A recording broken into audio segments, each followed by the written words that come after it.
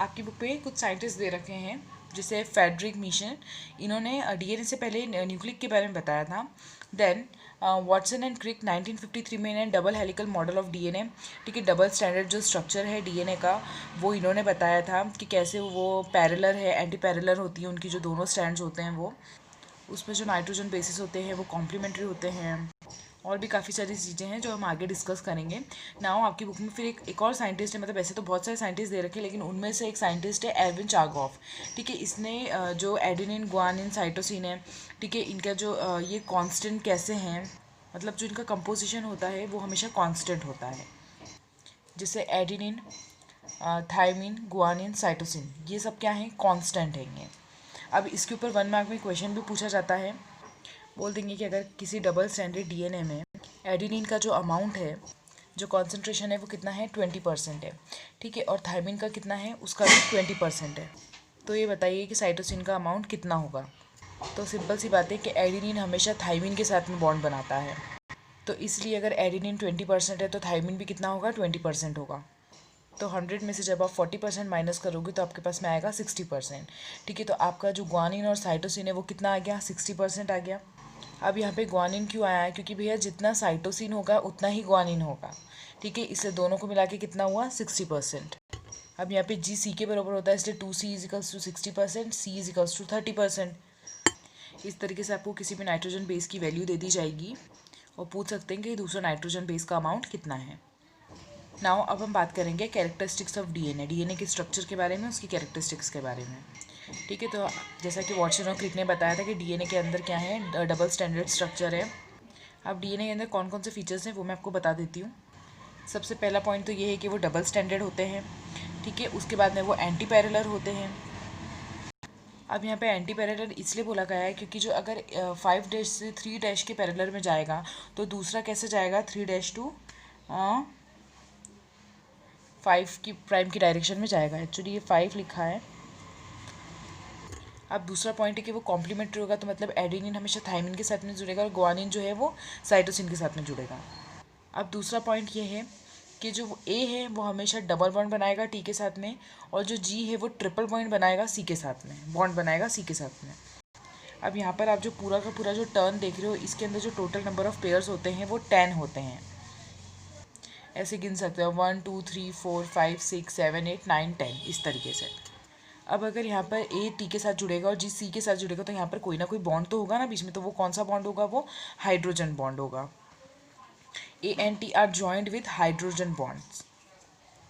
और यहाँ पर पूरी की पूरी जो पिच है, ठीक है, वो कितनी है, 3.4 नैनोमीटर की होगी। अगर आपसे कोई पूछे कि दोनों बेस पेयर के बीच का डिफरेंस बता दो तो आप बता सकते हो। तो 3.4 को आप 10 से डिवाइड कर देना तो आपका आंसर आ जाएगा 0.34 नैनोमीटर। तो क्लियर है। यहाँ पर अभी हमने कौन कौन से फीचर्स पढ़े हैं। डबल स्टैंडर्ड है, एंटी पैरेलल होता है, ठीक है, मतलब अगर 5 प्राइम से 3 प्राइम तक जाएगा तो 3 प्राइम कैसे जाएगा, 5 प्राइम तक जाएगा। आ रही है बात समझ में। फिर जो एडेनिन और थायमिन जो है वो एक साथ जुड़ते हैं, और ग्वानिन और साइटोसिन, अब उनके बीच में भी उनको जोड़ने वाला एक बॉन्ड होता है जिसको बोला जाता है हाइड्रोजन बॉन्ड, ठीक है। इस बीच के बीच का जो डिस्टेंस होता है वो 10 बेस पेयर होता है, ठीक है। 3.4 नैनोमीटर होता है, ठीक है। क्या होता है 3.4, ये इसका जो डिस्टेंस होता है। और अगर आपको दोनों के बीच का डिस्टेंस निकालना है तो आप उसको 10 से डिवाइड कर दोगे तो आपको आंसर आ जाएगा, और वो क्या होगा, आपका डिस्टेंस होगा। ये इसकी लेंथ है, 3.4 नैनोमीटर क्या है, लेंथ है। और हाइड्रोजन बॉन्ड क्या करा रहे हैं, स्टेबिलिटी प्रोवाइड करवा रहे हैं ताकि ये आसानी से मूव हो सके। अब इसके बाद में आते हैं आपके फ्रांसिस क्रिक। इन्होंने दिया था आपको सेंट्रल डॉगमा। ऐसा होता है कि फ्रांसिस क्रिक ने ये बताया था कि हमारी बॉडी में जितने भी रिएक्शंस होते हैं वो डीएनए के ऊपर या डीएनए की मदद से होते हैं। तो डीएनए सबसे पहले क्या करता है, डीएनए सबसे पहले रेप्लिकेशन करता है। डीएनए अपनी मल्टीपल कॉपीज़ बनाएगा। रेप्लिकेशन का मतलब क्या होता है, एडिशन ऑफ न्यूक्लियोटाइड्स। तो सबसे पहले डीएनए रेप्लिकेशन करता है और मल्टीपल कॉपीज़ बनाता है। उसके बाद में जो डीएनए है किस में जाएगा, आरएनए में, ठीक है। वो भी कौन सा, मैसेंजर आरएनए, आरएनए। तो अब वो कौन सा प्रोसेस है जिसमें डीएनए रेप्लिकेशन करने के बाद एमआरएनए में बदल रहा है, तो उसको बोला जाता है ट्रांसक्रिप्शन। जो जेनेटिक इन्फॉर्मेशन डीएनए के पास थी वो अब किसके पास गई, मैसेंजर आरएनए के पास में गई। किसकी वजह से, ट्रांसक्रिप्शन की वजह से। और ये जो मैसेंजर आरएनए है ये सारी इन्फॉर्मेशन को फर्दर कन्वर्ट करेगा किसके पास, प्रोटीन के पास। कौन सी प्रोसेस की वजह से, ट्रांसलेशन। तो इसका मतलब क्या हुआ कि सेंट्रल डॉग्मा एक ऐसा सीक्वेंस है जो पहले रेप्लिकेट करेगा, मल्टीपल कॉपीज़ बनाएगा, और जो इन्फॉर्मेशन डीएनए के पास थी वो मैसेंजर आरएनए के पास जाएगी by the process of transcription, और फिर वो मैसेंजर आरएनए प्रोटीन को देगा वो information by the process of translation. अब जो डीएनए होता है वो नेगेटिवली चार्ज्ड मॉलिक्यूल होता है। वो क्या होता है, वो हाइड्रोफिलिक होता है। So DNA is the negatively charged molecule. तो क्योंकि डीएनए जो है वो नेगेटिव चार्ज मॉलिक्यूल है, तो उसके पैकेजिंग के लिए हमको किसकी ज़रूरत पड़ेगी, पॉजिटिव चार्ज मॉलिक्यूल की। अब प्रोकैरियोटिक सेल में और यूकैरियोटिक सेल में क्या डिफरेंस है। जो यूकैरियोटिक सेल है उसके पास में तो वेल डिफाइंड न्यूक्लियस प्रेजेंट होता है, किसके पास में, यूकैरियोटिक के पास में, ठीक है। और प्रोकैरियोटिक के पास, इनके पास में वेल डिफाइंड न्यूक्लियस प्रेजेंट नहीं होता है, किसके पास में, प्रोकैरियोटिक सेल्स के पास में। तो जब उनके पास में वेल डिफाइंड न्यूक्लियस नहीं है तो इसका मतलब क्या ये है कि सारा का सारा जो जेनेटिक मटेरियल है, सारा का सारा जो डीएनए है वो सेल में चारों तरफ बिखरा हुआ रहेगा। बेसिकली क्या होता है कि प्रोकैरियोटिक के पास में कुछ पॉजिटिवली चार्ज प्रोटीन होते हैं जो कि क्या करते हैं, होल्ड करके रखते हैं किसको, नेगेटिवली चार्ज डीएनए को। और जिस डीएनए मतलब जहाँ पर डीएनए कलेक्टिवली प्रेजेंट होता है उसको बोला जाता है न्यूक्लियोइड रीजन। यहाँ पर क्या करते हैं, डीएनए को होल्ड करके रखा जाता है। बट हम किसके केस में बात कर रहे हैं, प्रोकैरियोटिक के केस में बात कर रहे हैं। लेकिन यूकैरियोटिक के केस में क्या होता है, यूकैरियोटिक के पास में क्या प्रेजेंट है, न्यूक्लियस प्रेजेंट होता है उसके पास में। Nucleus contain all the genetic material, ठीक है। तो क्योंकि डीएनए जो है वो नेगेटिवली चार्ज है, यूकैरियोट्स में तो कुछ पॉजिटिवली चार्ज प्रोटीन भी होगा, और जो पॉजिटिवली चार्ज प्रोटीन होते हैं उनको बोला जाता है हिस्टोन्स। क्यों, क्योंकि वो एक यूनिट से मिलकर बने हुए हैं, उसको कहा जाता है हिस्टोन्स ऑक्टामर, ठीक है। Lysine and arginine 200 base pair. देखो ये यूनिट है, ठीक है, आगे जाके 4 यूनिट हो जाएगी। मतलब यहाँ पे हिस्टोन की चारों के चारों यूनिट यहाँ पर प्रेजेंट है जो कि बेसिकली क्या है, पॉजिटिवली चार्ज है। अब उसके पास में क्या है, बेसिक अमीनो एसिड है। तो वो बेसिक अमीनो एसिड यही है, लाइसिन एंड आर्जिनिन।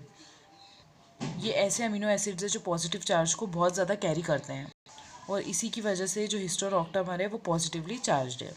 क्योंकि ये पॉजिटिवली चार्ज है इसलिए ये नेगेटिव चार्ज को अट्रैक्ट करते हैं।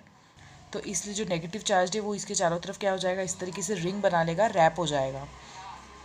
तो यहाँ पर क्या होता है, एक H1 प्रोटीन होता है जो होल्ड करके रखता है चार्ज डीएनए और नेगेटिव चार्ज डीएनए मॉलिक्यूल्स को।